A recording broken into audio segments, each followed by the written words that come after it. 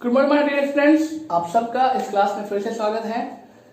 मैं सौरभ कुमार आप लोगों के सामने अकाउंट्स टीचर क्लास 12 की अकाउंट्स मैं ले रहा हूँ। Saurabh Kumar BSc classes bright star के क्लासेस की तरफ से। ठीक है, तो मैं आप लोगों को ये कहना चाहता हूँ, अगर आप वीडियो देख रहे हैं और आप बच्चे भी अगर आप वीडियो देख रहे हैं तो आप इसको पूरा देखें, क्योंकि आप अकाउंट्स के स्टूडेंट हैं तो आप इसको पूरा देखें, क्योंकि यहाँ जो मैं पढ़ा रहा हूँ वो आपको पूरी क्लास प्रोस्पेक्टिव से बता रहा हूँ। मतलब कि क्लास में जैसे पढ़ाया जाता है ना बोर्ड पे लिख लिख कर, वैसे ही। ठीक है, ये नहीं कि मैं 5 मिनट का वीडियो फास्ट में बना रहा हूँ जिससे कि आप इसको समझ गए तो ठीक है, नहीं समझ में आया तो फिर दिक्कत है। तो इसीलिए आप इस वीडियो को पूरा देखेंगे ताकि आपको समझ में आए। और अगर आप पहले विद्यार्थी हो, मतलब आप पहली बार इसको कर रहे हो, तो आप प्लीज सब्सक्राइब करो, लाइक करो और पीछे के सारे वीडियोस देखो, क्योंकि पार्ट वाइज पार्ट वीडियोस बने हुए हैं। मतलब एनपीओ के पार्ट वाइज बने हुए हैं। पार्ट 1 अलग है, पार्ट 2 अलग है, पार्ट 3 अलग है, पार्ट 4 अलग है, पार्ट 5 अलग है, पार्ट 6 अलग है। ठीक है, तो ये चीज आपको देखते हुए आगे बढ़ना है। तो अगर आप पहली बार इसको देख रहे हैं तो फिर भी आप एक बार देखकर अंदाजा लगा सकते हैं, ठीक है, कि कैसा होगा और भी वीडियो। तो अगर अच्छा लगे तो आप शेयर कीजिएगा, फिलहाल आप सब्सक्राइब कीजिए और लाइक कीजिए। ठीक है, फिर आप जब अच्छा लगे तब आप शेयर कीजिए। तो मैं आज का जो टॉपिक था वो था आज का बैलेंस शीट। ठीक है, बैलेंस शीट बताना था एनपीयू का, कि एनपीयू जो है जो बैलेंस शीट कैसे तैयार करता है, बैलेंस शीट होता क्या है। ठीक है, हमें ये करना था, बट मैंने सोचा कि इसमें कुछ पॉइंट्स रह गए हैं कल तो उसको मैं एक बार दोहरा दूं यहाँ पे। ठीक है, तो वो पॉइंट्स क्या रह गए थे? वो पॉइंट्स रह गए थे प्रॉफिट एंड लॉस अकाउंट और इनकम एंड एक्सपेंडिचर अकाउंट के बीच का डिफरेंस। मतलब बच्चे कह रहे थे, मतलब लोग सोचते भी हैं कि देखो प्रॉफिट एंड लॉस में भी वही होता है कि जो प्रॉफिट होता है हम क्रेडिट में डालते हैं, ठीक है, और जो लॉस होता है उसको हम डेबिट में डालते हैं। तो इनकम एंड एक्सपेंडिचर में भी तो वही है, जो इनकम हो रहा है इसको हम क्रेडिट में डाल रहे हैं और जो एक्सपेंस हो रहा है उसको हम डेबिट में डाल रहे हैं। फिर दोनों में डिफरेंस क्या है? दोनों में डिफरेंस ये है कि जो ये प्रॉफिट एंड लॉस अकाउंट होता है और जो इनकम एंड एक्सपेंडिचर अकाउंट होता है, प्रॉफिट एंड लॉस अकाउंट बनाने का मोटिव होता है फाइंड आउट करना, क्या? प्रॉफिट। ड्यूरिंग द ईयर हमने कितना प्रॉफिट गेन किया है, ये फाइंड आउट करना होता है। ठीक है, और इसको तैयार करते हैं प्रॉफिट अर्निंग फंड्स, मतलब जिसका मोटिव ही होता है प्रॉफिट कमाना, जिनका मोटिव होता है बिजनेस ओपन करने का, एस्टेब्लिश करने का, कि हम प्रॉफिट अर्न करेंगे इस बिजनेस से। ठीक है, तो वैसे लोग वैसे फर्म्स बनाती है प्रॉफिट एंड लॉस अकाउंट। उसी तरीके से income and expenditure account, income and expenditure account में प्रॉफिट अर्निंग मोटिव नहीं होता है, मोटिव प्रॉफिट अर्निंग नहीं होता है। तो ये फाइंड आउट क्या करते हैं? ये फाइंड आउट करते हैं सरप्लस और डेफिसिट। सरप्लस का मतलब होता है कि ड्यूरिंग द ईयर कितना ज्यादा हो गया हमारे पास, अमाउंट आया है, कितना ज्यादा हमारे पास अमाउंट आया है और कितना ज्यादा अमाउंट हमारे से गया है, मतलब एक्सपेंस हुआ है। तो ये होता है इनकम एंड एक्सपेंडिचर अकाउंट में। ठीक है, इसमें भी वही है और इसमें भी वही है, पर इसमें जो प्रॉफिट है, profit and loss, profit and loss transferred to owner capital. ठीक है, इसमें जो प्रॉफिट एंड लॉस जो भी हो, अगर लॉस होता है तो भी और प्रॉफिट होता है तो भी, कैपिटल में ऐड हो जाएगा। किसमें? प्रॉफिट एंड लॉस अकाउंट में से जो प्रॉफिट आएगा उसको बैलेंस शीट पे जब हम ट्रांसफर करेंगे तो वो कहां जाएगा? ऑनर के कैपिटल में ऐड हो जाएगा। और अगर प्रॉफिट है तो, और लॉस है तो उसको माइनस कर देगा। ठीक है, वैसे ही इसमें भी क्या होता है, जो हमारे सरप्लस निकलते हैं, जो हमारे सरप्लस या डेफिसिट निकलता है, ठीक है, वो कहां चला जाता है? ट्रांसफर टू कैपिटल फंड,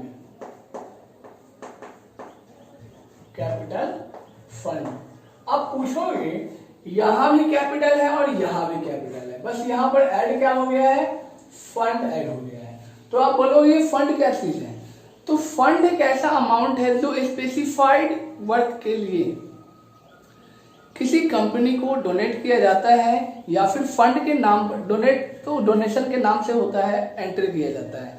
लेकिन कोई फंड स्पेसिफाइड अमाउंट किसी के द्वारा कलेक्ट किया जाता है, यह कहकर कि हाँ, जैसे मान लो कि टूर्नामेंट फंड है, जैसे मान लो टूर्नामेंट फंड है, मतलब कि टूर्नामेंट कराना है हमें, ठीक है, और उसके लिए पैसे चाहिए, तो उसके लिए हम पैसे कलेक्ट करते हैं लोगों के पास जाकर, कहते हैं सर हमें टूर्नामेंट करवाना है, उसके लिए फंड चाहिए, तो हम उसके पास जाते हैं और वो अमाउंट कलेक्ट करते हैं। तो वो अमाउंट जो है एक स्पेसिफाइड पर्पज के लिए है, उसके अलावा और कहीं खर्च नहीं होगा, उसे कहते हैं हम फंड। मतलब fund is that amount which is received by NPOs, which is received by NPOs and it is expensed on only specified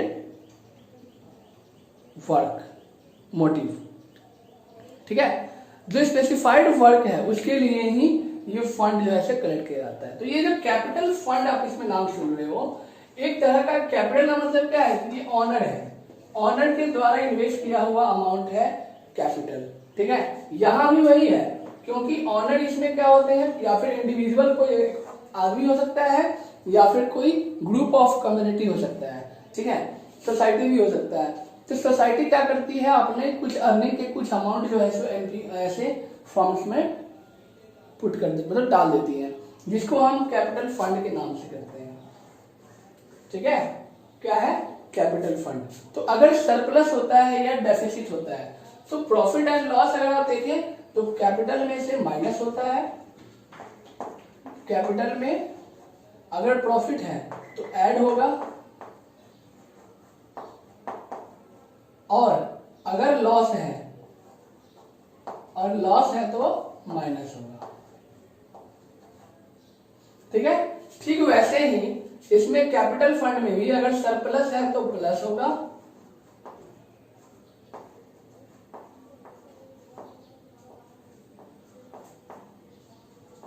ठीक है, और डेफिसिट है तो माइनस होगा, ठीक है। पर ये जहां भी होगा उस जगह का नाम है बैलेंस शीट। ये ना ही प्रॉफिट एंड लॉस अकाउंट में इसका एडजस्टमेंट होगा, ना ही इनकम एंड एक्सपेंडिचर अकाउंट में इसका एडजस्टमेंट होगा, ठीक है।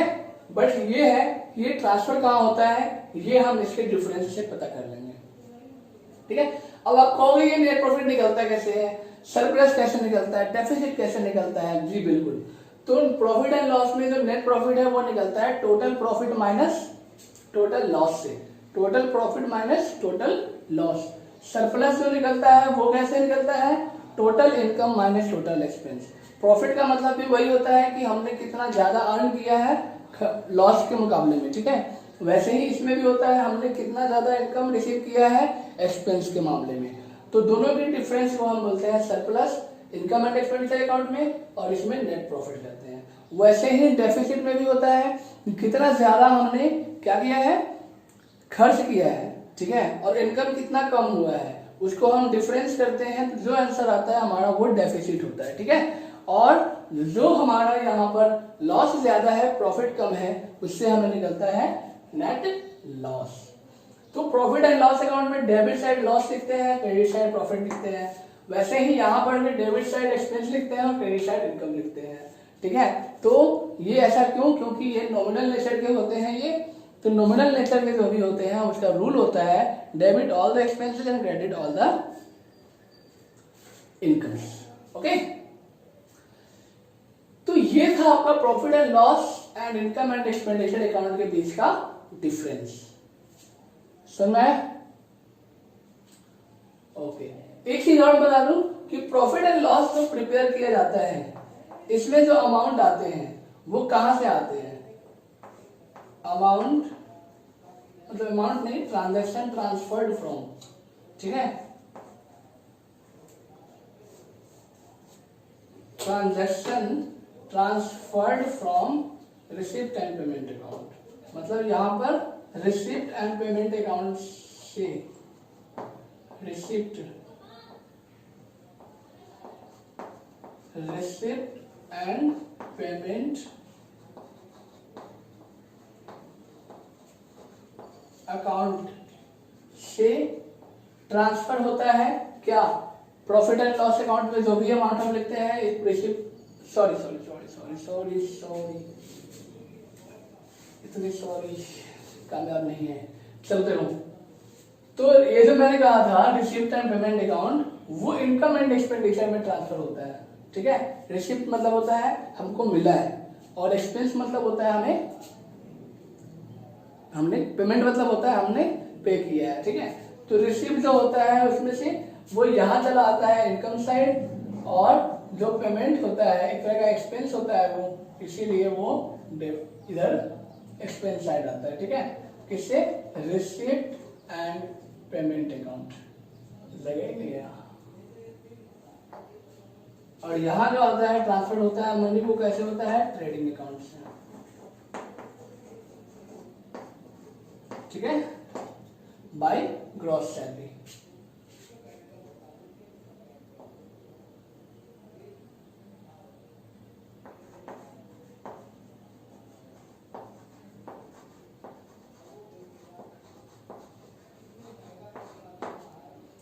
समझ गए।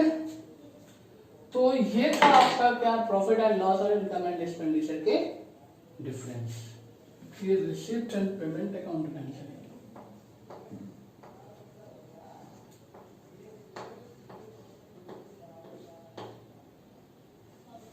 ठीक है। Transferred from receipt and payment account. चलिए, तो अब कोई दिक्कत नहीं होना चाहिए। अब हम आगे बढ़ते हैं किसके लिए, बैलेंस शीट के लिए। ओके, तो बच्चों टाइम ले लो 1 मिनट।